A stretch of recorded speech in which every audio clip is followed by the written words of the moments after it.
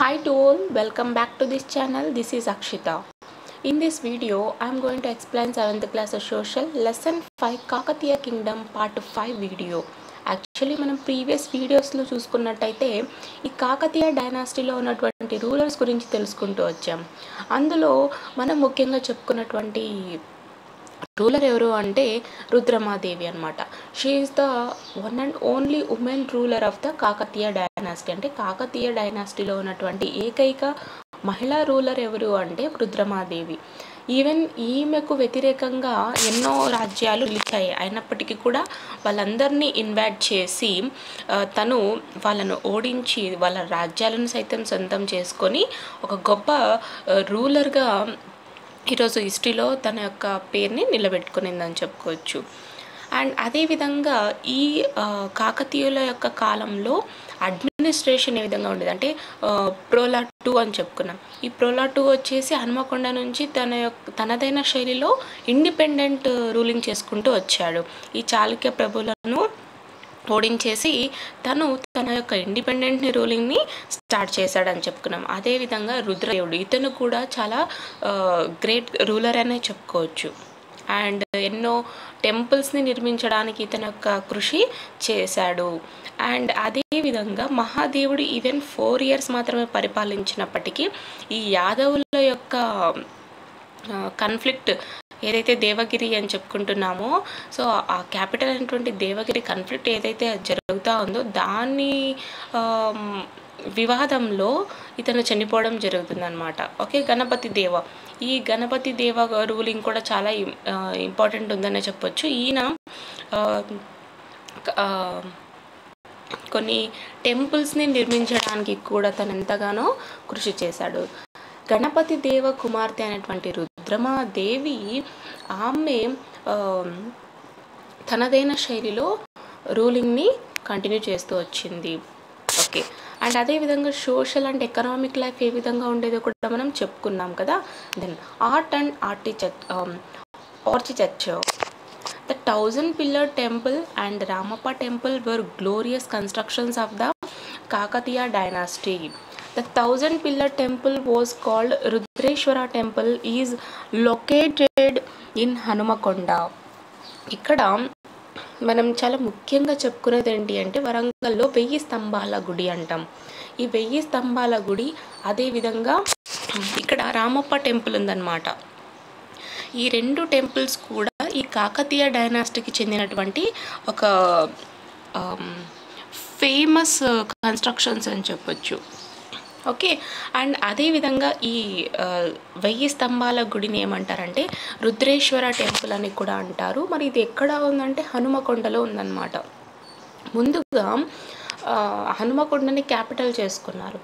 తర్వాత ఎప్పుడైతే రుద్రదేవుడు రూలర్ అయ్యాడో ఈ రుద్రదేవుడు వచ్చేసి ఓరుగల్లుని బిల్డ్ చేసి ఆ ఓరుగల్లును క్యాపిటల్గా మలుచుకొని వాళ్ళ యొక్క రూలింగ్ని కంటిన్యూ చేశారనమాట. అంతకుముందు అయితే హనుమకొండ క్యాపిటల్గా ఉండేది. దెన్ సో మరి ఈ టెంపుల్ని ఎవరు నిర్మించారు అంటే రుద్రదేవ అనమాట. Okay, then it was built by Rudradeva. The temple has fine architecture and sculpture.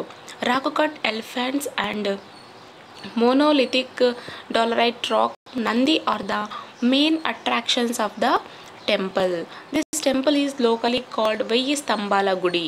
Okay, so ఇక్కడ ఈ గుడి ఏదైతే ఉందో దీని యొక్క ఆర్కిటెక్చర్ కానీ స్కల్ప్చర్ కానీ ఎలా ఉందంటే చూడడానికి అంత అద్భుతంగా ఉందన్నమాట.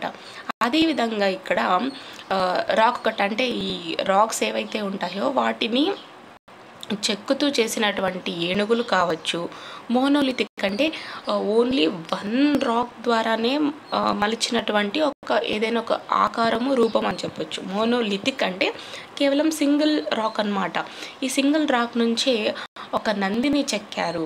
ఇంతకుముందు మనం చూసుకున్నాం ఇక్కడ, ఇదిగో ఈ నంది అన్నమాట. ఓకే, దీన్ని చెక్కారు. ఇది మోనోలిథిక్ డోలరైట్ రాక్ అంటారు. ఈ టెంపుల్లో అట్రాక్షన్ ఏంటి అంటే ఈ నందీశ్వరుడు చాలా పెద్దగా ఉంటాడనమాట. ఈ నందీశ్వరుడు సింగిల్ రాకుతోనే దీన్ని చెక్కడం జరిగింది. సో ఎప్పుడైనా మీరు వెళ్ళినట్టయితే ఈ 1000 స్తంభాల గుడిలో మీకు ఎక్కువగా అట్రాక్ట్ అయ్యేది ఈ నంది అనమాట. అంత పెద్దగా ఉంటుంది ఇది. ఓకే, నెక్స్ట్ ఫైన్ ఆర్కిటెక్చర్ అంటే దాని యొక్క ఎవరైతే దీన్ని చెక్కారో ఎంత బాగా చెక్కారంటే లైక్ ఎవరైనా దీన్ని మలిచారేమో అని చెప్పొచ్చు, అంటే మాయం చేసి సృష్టించారేమో చెప్పొచ్చు, ఆ విధంగా ఉంటుంది. అండ్ టోటల్గా ఈ టెంపుల్ని ఏమంటారు అంటే 1000 స్తంభాల గుడి, అది 1000 పిల్లర్ టెంపుల్ అని చెప్పుకున్నాం కదా, దాన్ని 1000 స్తంభాల గుడి అని అంటారు.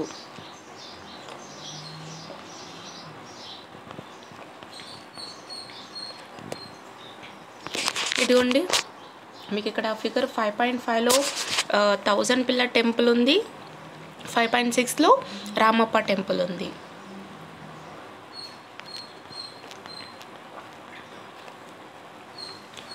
Ramappa temple, which is near Palampet village in Warangal area, is very famous.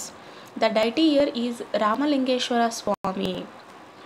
Rechurla Rudra, the builder of this temple, was one of the commanders of the king Ganapati Deva of the Kakatiya dynasty. అదేవిధంగా ఇక్కడ వరంగల్లో ఉన్నటువంటి ఒక పాలంపేట్ అనేటువంటి village ఉందన్నమాట. ఈ విలేజ్కు దగ్గరలోని మనం ఏదైతే చెప్పామో ఈ రామప్ప టెంపుల్ అని, ఈ రామప్ప టెంపుల్ చాలా ఫేమస్. సో ఈ 1000 స్తంభాల గుడి ఎక్కడుందని చెప్పుకున్నాం మనము, హనుమకొండలో ఉంది. రామప్ప టెంపుల్ కూడా ఫేమస్ కదా, మరి ఇది ఎక్కడుందంటే వరంగల్ జిల్లాలోని పాలంపేట్ గ్రామంలో ఈ రామప్ప టెంపుల్ ఉందన్నమాట. వెరీ ఫేమస్ టెంపుల్ చెప్పొచ్చు. మరి ఇక్కడ కొలిచే దైవం ఏంటి అంటే రామలింగేశ్వర స్వామిని ఈ ఆలయంలో కొలుస్తారన్నమాట. అదేవిధంగా ఈ రామప్ప టెంపుల్ నిర్మాణం చేసినటువంటి వ్యక్తి ఎవరు అంటే రేచర్ల రుద్ర. ఇతను ఈ కాకతీయ డైనాసిటీలో ఉన్నటువంటి గణపతి దేవ ఎవరైతే ఉన్నారో ఈ గణపతి దేవ యొక్క కమాండరే రేచర్ల రుద్ర అనమాట. అంటే కమాండర్ అంటే ఏంటి అంటే ఈ రాజులు చెప్పిన దాన్ని, అంటే రాజులు వేసినటువంటి ఆర్డర్స్ని పాటించడమే కమాండర్స్ యొక్క role.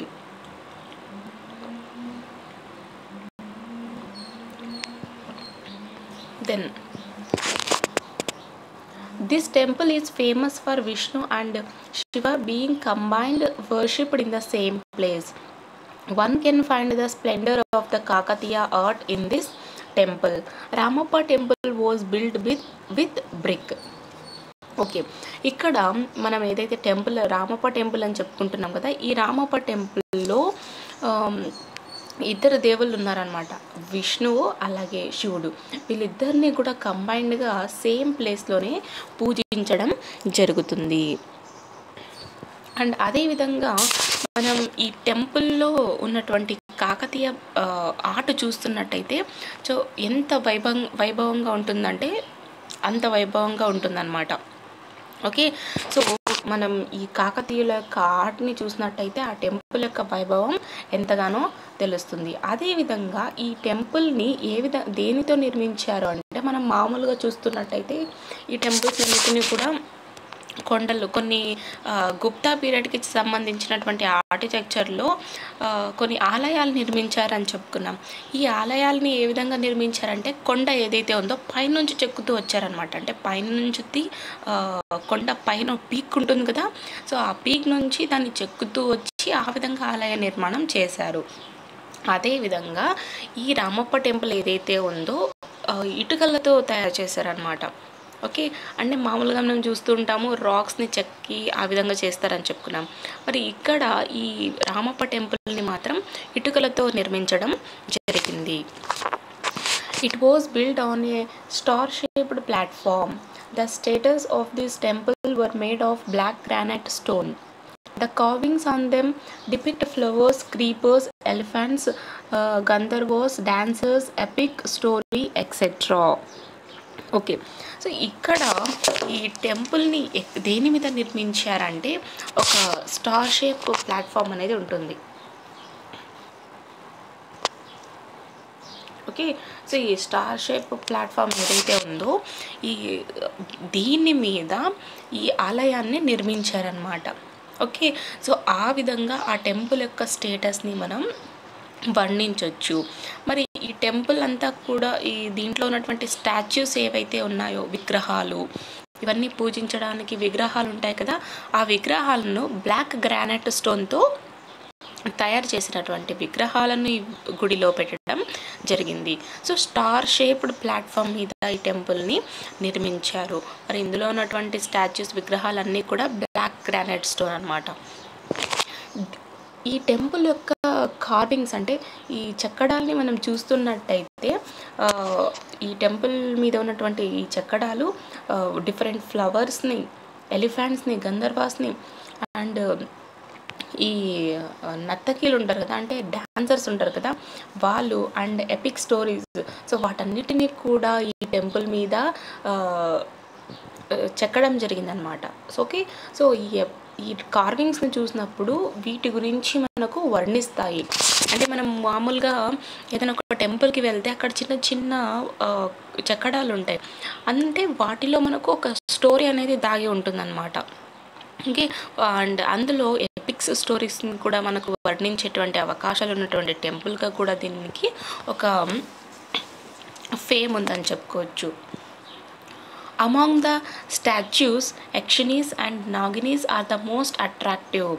They used decorative art very beautiful. They were prepared with innovative jewelry designs. The statue of Nandi here is very splendid. Some of the pillars of that temple produce Saptaswaras. Okay, so ఇక్కడ ఈ దేవుణ్ణి పూజించడానికి నిర్మించినటువంటి విగ్రహాలు ఉన్నాయని చెప్పాం కదా, black granite తయారు చేసినటువంటి విగ్రహాలు, వాటితో పాటు యక్షిణీలు అలాగే నాగినిలు, వీటిని కూడా అక్కడ ఉంచారనమాట. ఓకే, ఇవి కూడా చాలా అట్రాక్టివ్గా కనిపిస్తాయని చెప్పొచ్చు. అండ్ వీళ్ళు ఈ స్టాచ్యూస్ని అండ్ వీళ్ళ యొక్క కార్వింగ్స్ అందంగా కనిపించడానికి వీళ్ళు ఒక డెకరేటివ్ ఆర్ట్ని అయితే ఫాలో అయ్యారు. అదేవిధంగా డిఫరెంట్ జ్యువెలరీ డిజైన్స్ని కూడా వీళ్ళు తయారు చేశారని చెప్పొచ్చు. మరి ఇంతకుముందు మనం నంది అని చెప్పాం, మోనోలిథిక్ డెలిరాయిట్ అయినటువంటి ఈ నంది విగ్రహం ఏదైతే ఉందో అది చాలా అద్భుతం అన్నమాట. ఇంతకుముందుగానే నేను చెప్పాను. ఓకే, దెన్ అండ్ అదేవిధంగా ఈ 1000 స్తంభాల గుడి అని చెప్పుకున్నాం కదా. ఓకే, సో ఈ రామప్ప టెంపుల్లో ఉన్నటువంటి కొన్ని పిల్లర్స్ నుంచి సప్తస్వరాలు వినిపిస్తాయంట. ఓకే, కొన్ని స్తంభాలు ఉంటాయంట, ఆ స్తంభాల నుంచి మనకు సప్తస్వరాలు, ఓకే ఏవి ఉన్నాయి మనకు, సప్తస్వరాలు 7 స్వరాలు ఉన్నాయి కదా, సో అవి మనకు వినిపిస్తాయని కూడా వీళ్ళు చెప్తున్నారు. Nritya Ratnavali written by Jayappa explains the dance styles which are reflected in the temple sculpture. Jayappa అనేటువంటి ఈ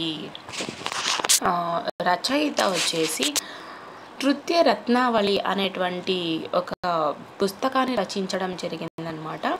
దీన్ని గురించి అంటే ఈ డాన్సర్స్ ఎవరైతే ఉన్నారో ఆ డాన్సర్స్ యొక్క స్టైల్స్ని వర్ణిస్తూ రాసినటువంటి ఒక బుక్ని ఈ టెంపుల్ యొక్క స్కల్ప్చర్, ఈ చెక్కడాలు అవన్నీ ఉంటాయి కదా, ఆ టెంపుల్ స్కల్ప్చర్లో కూడా ఇంక్లూడ్ చేశారనమాట. దాంట్లో మనం చూస్తున్నట్టయితే అప్పట్లో ఈ డ్యాన్స్ స్టైల్స్ ఏ విధంగా ఉన్నాయో కూడా మనం తెలుసుకోవచ్చు.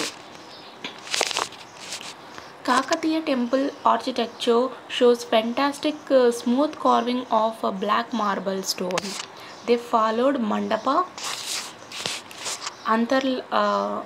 antaralaya and garbhagruha model with pillar structures. This style also called Trikuta method.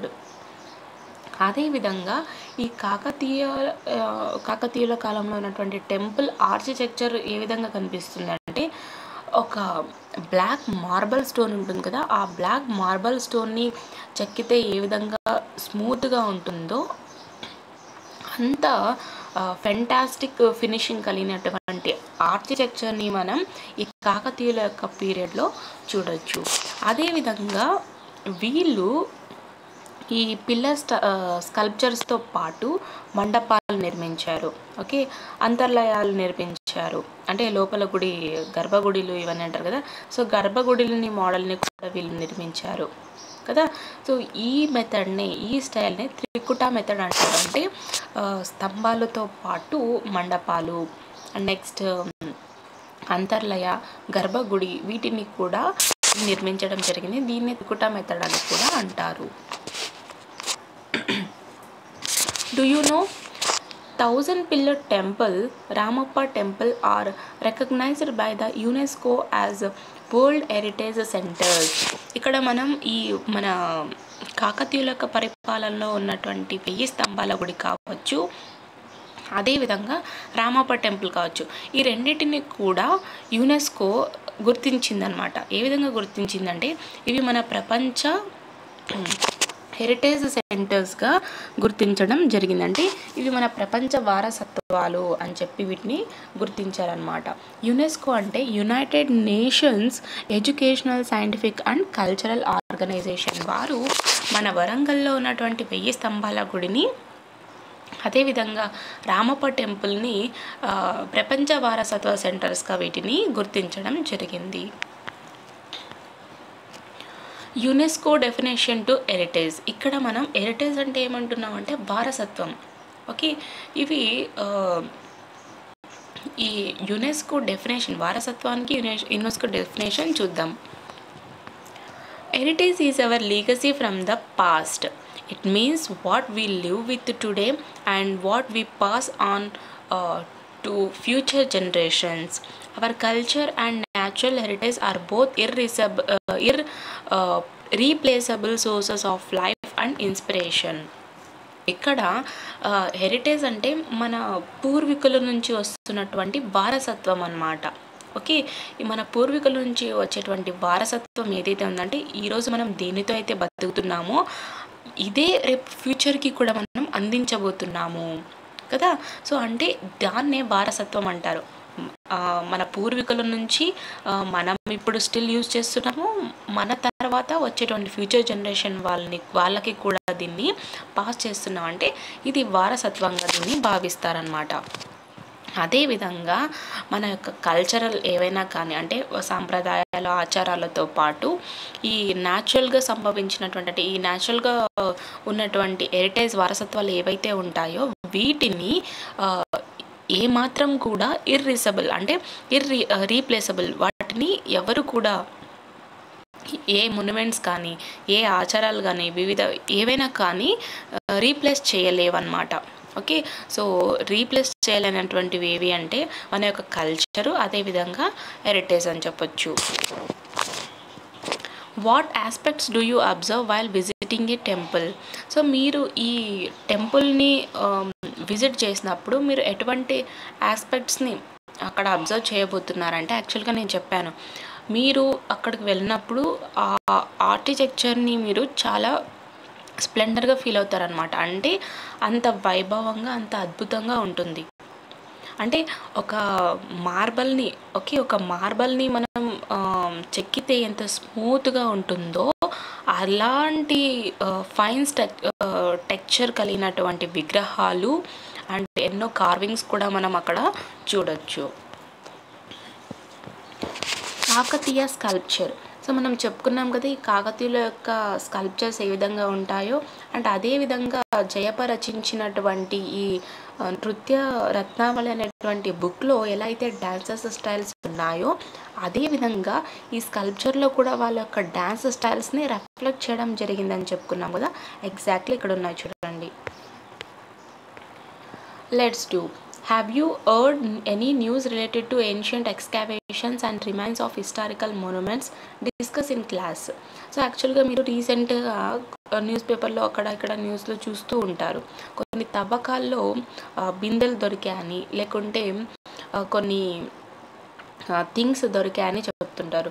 So వీటిని బేస్ చేసుకొని ఆర్కియాలజిస్ట్ ఏం చేస్తారంటే ఇది ఏ కాలానికి సంబంధించినటువంటి వస్తువులు, లైక్ ఇందాక మనం చెప్పుకున్నాం గుప్తా పీరియడ్ కావచ్చు, మౌర్యన్ ఎంపైర్ పీరియడ్ కావచ్చు, తర్వాత ఇప్పుడు కాకతీయ కింగ్డమ్ ఈ కాకతీయుల యొక్క పీరియడ్ కావచ్చు, అంటే పలానా వస్తువులు ఏ కాలంలో వీటిని ఉపయోగించారు కొన్ని ఎక్స్కావేషన్స్ని బేస్ చేసుకొని వీళ్ళు మనకి ఎక్స్ప్లెయిన్ చేస్తూ ఉంటారనమాట. Then the end of the Kakatiya dynasty. During Prataparudra's time, Delhi Sultans invaded the Kakatiya kingdom many times. Kakatiya kingdom was finally occupied by Delhi Sultans when Ulugh Khan invaded it in 1323 Common Era. సరే, ఈ కాకతీయుల యొక్క dynasty ఎప్పుడు ముగిసిపోయిందంటే మనం చెప్పుకున్నాము రుద్రమదేవి తర్వాత ఈ వచ్చినటువంటి రూలర్ ఎవరు అంటే ప్రతాపరుద్ర అనమాట. యాక్చువల్లీ రుద్రమదేవి ఏం చెప్పింది, రుద్రమదేవి వచ్చేసి వీరభద్రుని వివాహం చేసుకునింది. చాళుక్యకి చెందినటువంటి ఒక పర్సన్ని ఈమె వివాహం చేసుకునింది అనమాట. ఓకే, తను ఏం చెప్పింది అంటే నా వంశంలో మనవడనమాట. ఓకే, ఈ వంశంలో వచ్చేటువంటి మనవణ్ణి నెక్స్ట్ ఈ కాకతీయ డైనాసిటీ యొక్క రూలర్గా నియమించండి అని తను చెప్పడం జరుగుతుంది. సో ఆ విధంగా వచ్చినటువంటి గ్రాండ్ సన్నే ప్రతాపరుద్ర అన్నమాట. ఈ ప్రతాపరుద్ర పరిపాలిస్తున్నటువంటి టైంలో ఢిల్లీ సుల్తాన్లు దండయాత్రకు వచ్చారనమాట. ఓకే, చాలాసార్లు కాకతీయ కింగ్డమ్ని ఆక్రమించుకోవడానికి ఢిల్లీ సుల్తాన్లు వచ్చారు. చివరగా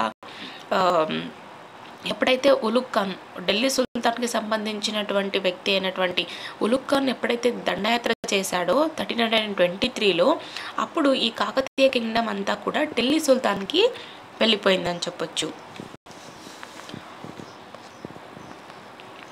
Prataparudra was taken prisoner. So ఇప్పుడు ఈ కాకతీయ కింగ్డమ్ ఎవరి చేతిలోకి వెళ్ళిపోయింది, ఢిల్లీ సుల్తాన్ల యొక్క చేతిలోకి వెళ్ళిపోయింది. అప్పుడు ఈ ప్రతాపరుద్ర ఎవరైతే రూలర్ ఉన్నారో అతన్ని బంధించారనమాట. ఓకే, జైల్లో వేయడం జరిగింది.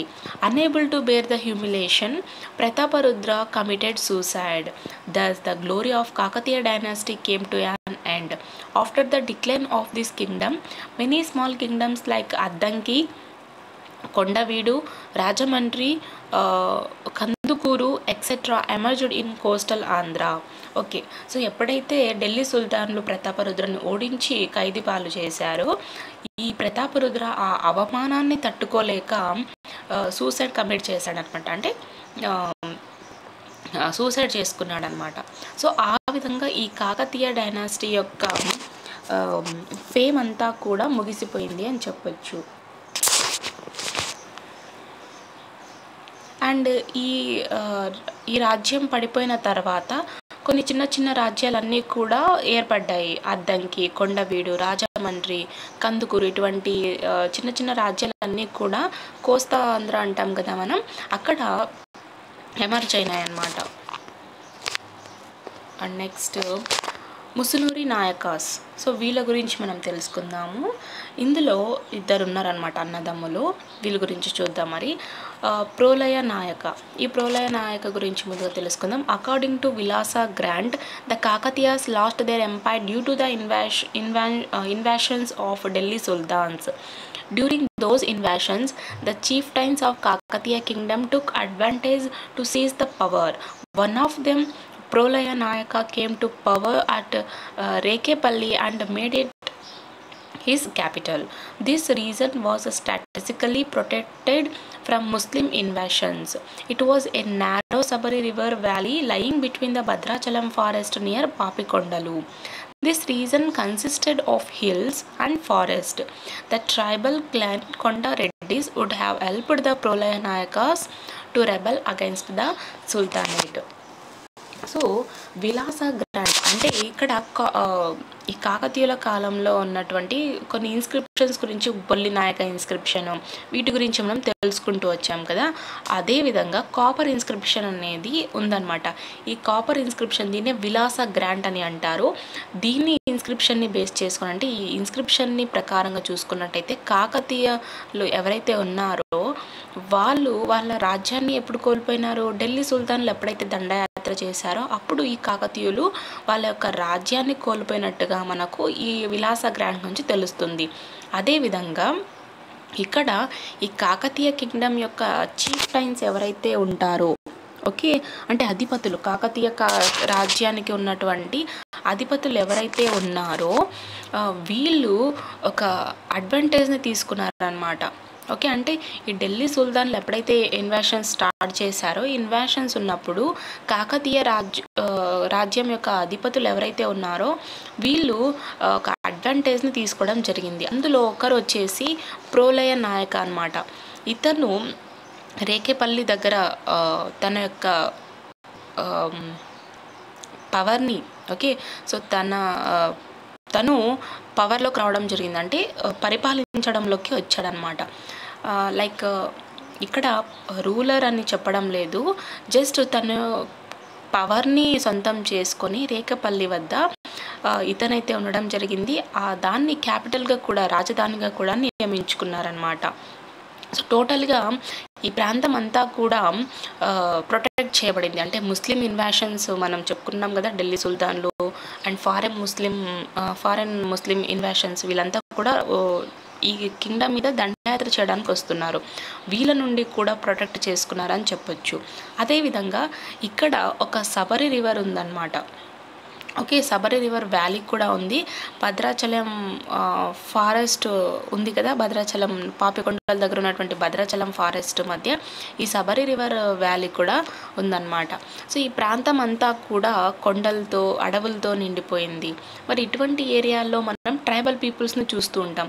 ఈ ట్రైబల్ పీపుల్స్లో ఉన్నటువంటి కొండారెడ్డిస్ ఏం చేశారంటే, ఈ ప్రోలయ నాయక ఉన్నారు కదా, ఇతనికి హెల్ప్ చేశారనమాట. అంటే ఈ ఢిల్లీ సుల్తాన్లు ఎవరైతే దండయాత్ర చేయడానికి వస్తున్నారో వాళ్ళని ఎదుర్కోవడానికి ఈ ట్రైబల్ పీపుల్ ప్రోలయ నాయకాన్ని కూడా ఇతనికి హెల్ప్ చేశారనమాట. And next Musunuri కపాయ Nayaka. Musunuri Kapaya Nayaka came to the throne after his brother Prolaya Nayaka. He brought a larger rebellion against the Tughlaq rule to drive him out of Warangal in 1336 CE. But his success did not last long. Small kingdoms such as Kondavidu, Rajamandri, Kandukuru, etc. emerged. Okay, so Prolaya Nayaka tarvata వచ్చినటువంటి ఈ సింహాసనం మీద కూర్చున్నటువంటి వ్యక్తి ఎవరు అంటే ముసునూరి కపాయ నాయక అన్నమాట. ఇతను కూడా ఈ వరంగల్ని ఆక్రమించుకోవడానికి వచ్చినటువంటి తుగ్లక్ రూల్ని కూడా వ్యతిరేకించినటువంటి ఒక పర్సన్ కపాయ నాయక అని చెప్పొచ్చు. అదేవిధంగా ఇతను తన యొక్క రాజ్యాన్ని కాపాడుకున్నప్పటికీ కూడా చాలా కాలం నిలవలేదన్నమాట. ఓకే, సో ఈ ఢిల్లీ సుల్తాన్ల వల్ల అది మళ్ళీ తిరిగి కోల్పోయిందనే చెప్పొచ్చు. అండ్ అదేవిధంగా చిన్న చిన్న రాజ్యాలు ఏర్పడ్డాయని చెప్పుకున్నాం కదా, కొండవీడు, రాజమండ్రి, కందుకూరు, ఇటువంటి చిన్న చిన్న గ్రామాలన్నీ కూడా ఏర్పడ్డాయి. ఎప్పుడైతే కాకతీయ కింగ్డమ్ పూర్తిగా ఢిల్లీ సుల్తాన్ల యొక్క చేతిలోకి వెళ్ళిపోయినప్పుడు. Then these kingdoms formed an alliance to protect themselves from Muslim invasions. Prolaya Vemareddy and Prolaya Nayaka had joined efforts to drive the Muslim rule out from this area.